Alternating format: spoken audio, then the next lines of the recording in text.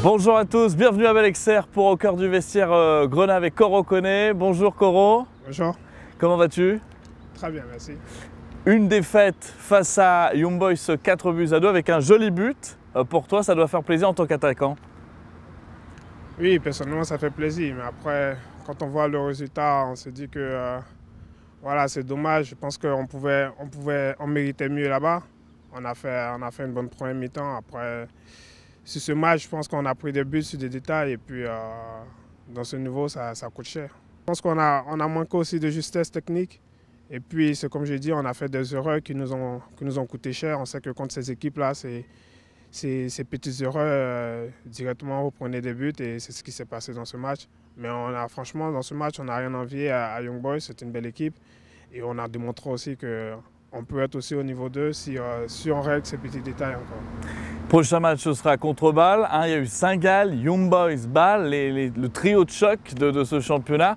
À quel match vous vous attendez ce dimanche? Je pense que ça serait un peu le match aussi contre IB. Ça serait un match avec beaucoup d'intensité.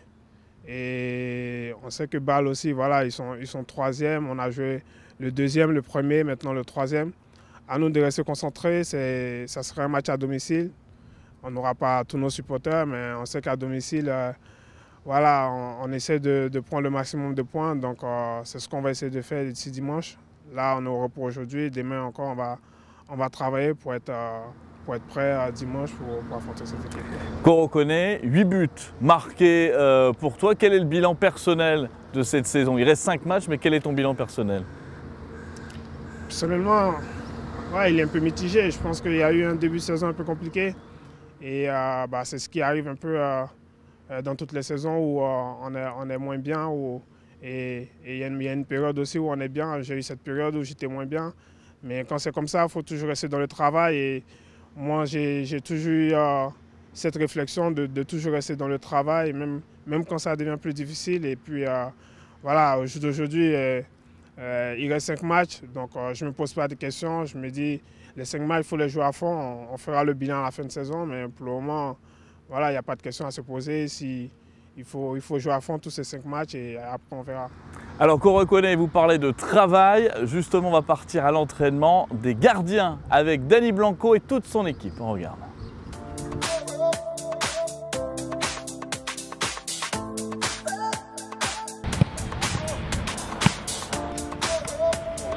Franchement, on a un cadre de travail qui est génial.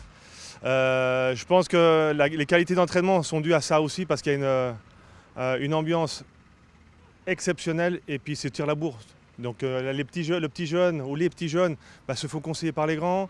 On parle chaque fois de ce qui a bien été dans l'exercice ou pas. Donc il y a toujours des choses positives qui sont dans tous les spécifiques gardiens. Donc franchement, depuis 3 saisons maintenant, on a créé un petit truc qui est vraiment sympa. Avec Danny, on a un bon entraîneur de gardien. On travaille bien avec et voilà, entre nous, on met de la qualité, on met de l'intensité, donc on évolue bien. Danny, il fait tout ce qu'il peut pour pousser chaque gardien, les 4 gardiens qui sont ici aujourd'hui à atteindre le meilleur d'eux-mêmes et je pense que c'est principalement pour ça que Servette aujourd'hui est rempli de très bons gardiens. Il y a Joël et Jérém, c'est un peu les vieux. Et moi et Edine, on est un peu plus jeunes, du coup on profite de leur expérience pour progresser et surtout leurs conseils qu'ils nous donnent au quotidien qui sont très importants pour nous. Après, s'entraîner avec les gardiens comme Jérémy et Joël, c'est toujours une très bonne expérience. Ils donnent très bons conseils et puis il faut écouter et puis continuer à travailler et puis un jour atteindre leur niveau. On a une super ambiance entre nous, je pense que c'est la première fois de ma carrière où on a une aussi bonne ambiance entre tous les gardiens. Chacun se fait confiance, voilà, tout le monde sait dans l'équipe que les 4 gardiens sont de bonne qualité. Jérém et Joël, franchement c'est une super concurrence. Donc Joël aide Jérémy à qu'il soit performant, en tirant la bourre et aussi comme personne. Franchement c'est une concurrence qui est géniale. Et pour le travail de tous les jours, idem, hein, c'est des gars qui sont des gros travailleurs, et puis ils sont toujours à la demande. Donc pour moi c'est que du bénéf et moi je prends un pied aussi comme eux, quoi. Vous êtes attaquant, mais les gardiens, bien sûr, c'est important dans l'équipe. Ils sont un petit peu à part, mais ils sont quand même dans l'équipe. Expliquez-nous un petit peu le rôle du gardien, justement. Oui, je pense qu'ils commencent tout doucement à part, à 3, et après, quand on a besoin d'eux dans le jeu, ils sont toujours présents. Et on a 3 gardiens qui sont dynamiques, avec Frick, avec Joël et Joe, donc ils sont toujours là, et c'est ce qui fait que ça crée cette ambiance. Jérémy, on le connaît, il est tout le temps l'ambianceur de l'équipe, donc ouais, ça fait plaisir de le voir tout le temps réintégrer le groupe, et franchement ce groupe il vit bien, et c'est ça qui fait aujourd'hui qu'on est à cette place, et on le mérite. C'est qui fait le plus le fou dans le vestiaire? Ils sont beaucoup. Jérémy, je l'ai dit, et on a aussi Chris Routis qui est vraiment l'ambianceur de cette équipe, et ouais, ça fait plaisir. Ouais. Ça fait plaisir. Il est l'heure qu'on reconnaît des questions des supporters. Chaque semaine, vous pouvez poser vos questions à nos invités via les réseaux sociaux qu'on reconnaît. Première question, elle vient de Juliane N66. Quel a été le déclic pour toi cette saison? As-tu franchi un cap au niveau mental? Déclic, ça dépend. Comme je dis, j'ai eu un début de saison compliqué. Après, je me suis pas posé de questions trop que ça. Je me suis dit, il faut continuer à travailler, parce que comme je dis, moi, je me suis toujours basé sur le travail.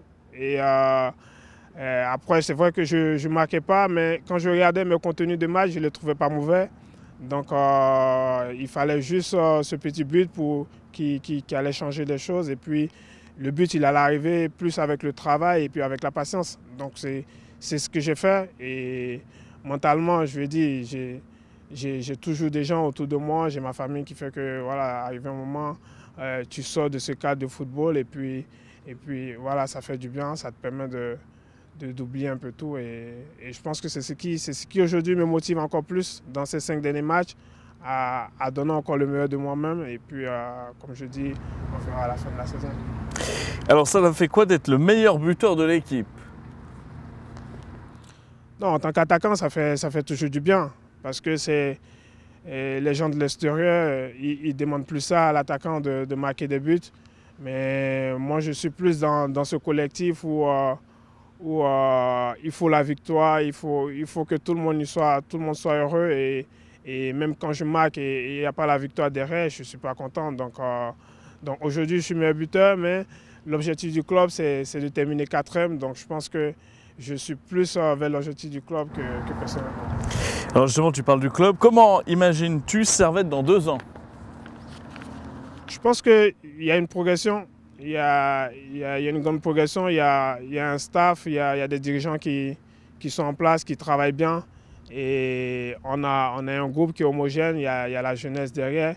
Et voilà, aujourd'hui, je souhaite le meilleur à Servette. Et je pense que dans 2 ans, dans 3 ans, et avec cette jeunesse et tout ce groupe homogène, Servette encore pourra jouer les premiers rôles surtout, et pourquoi pas encore aller plus loin dans ces coupes européennes.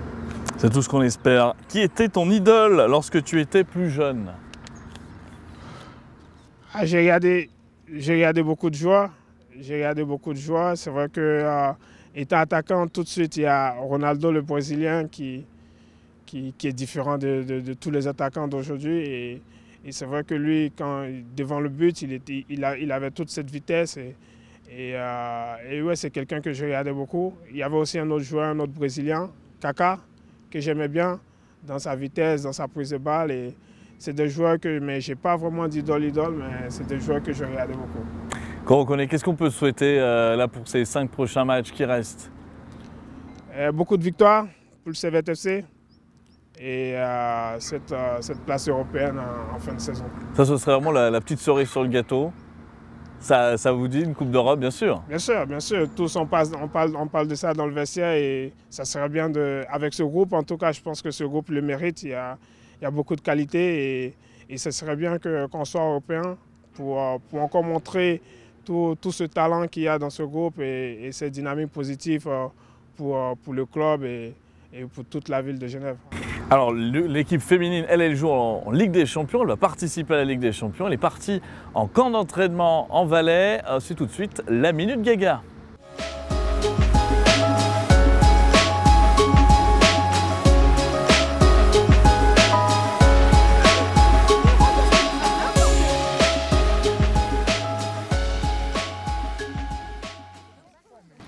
Bah, c'était cool, ça faisait bizarre de faire un autre sport avec l'équipe, enfin, ça changeait du foot. Après Eric il nous a fait faire un détour et du coup c'était un peu plus ennuyant parce qu'on a fait tout un détour alors que les autres elles ont coupé, elles sont arrivées avant nous, mais c'est pas grave, c'était bien quand même. Alors moi personnellement j'ai trouvé ça très cool parce que j'aime beaucoup être dans la nature et en plus c'est vrai que d'être avec la nouvelle équipe, j'ai pu apprendre à connaître les nouvelles filles et puis j'ai trouvé ça assez cool. Le but de la randonnée, c'est surtout de travailler un petit peu le team building, faire un effort un petit peu différent. Vu la longueur de la randonnée, ça permet aussi d'échanger entre filles, entre joueuses, entre le staff médical et les joueuses. Donc tout ça, c'est très intéressant. Ça fait partie un petit peu de ce qu'on recherche quand on fait ce genre d'activité. C'est vraiment que tout le monde communique dans un autre registre que le terrain. Et ça, c'est bien pour la suite.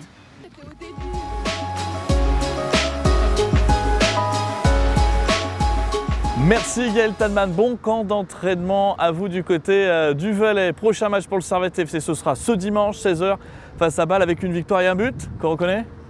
Merci, j'espère qu'on va gagner, la victoire surtout et puis pourquoi pas marquer et ça serait bien. On l'espère en tout cas, 16 h face à Bâle. On termine cette émission avec des images du nouveau maillot 2020-2021 pour le Servette FC. Excellente soirée, merci à tous.